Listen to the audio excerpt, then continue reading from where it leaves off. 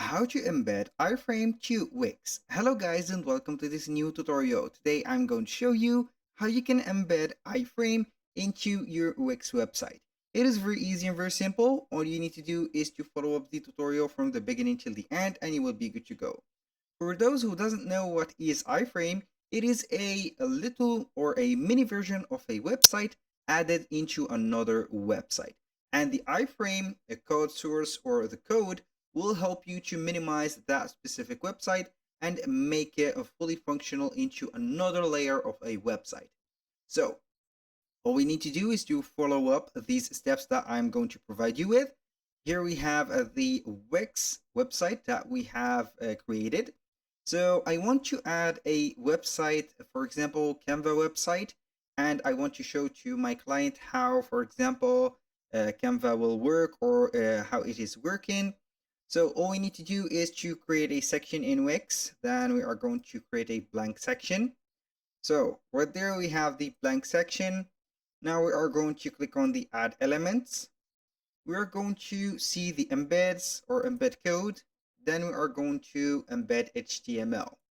So we are going to embed HTML. Then we have a code that we are going to add. This code you are going to see in the video description. So right here we have this code. I'm going to copy this code, paste it right there, and here we have it. Here we have the brackets, iframe source. The source should be the website that you are going to add right there. The width and also the height is going to be controllable. I have set these as standard. You can go ahead and change them for suiting your website.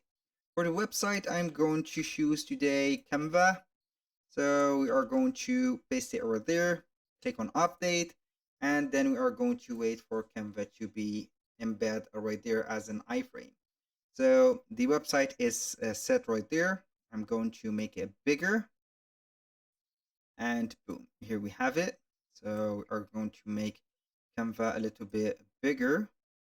So we are going to stretch right there the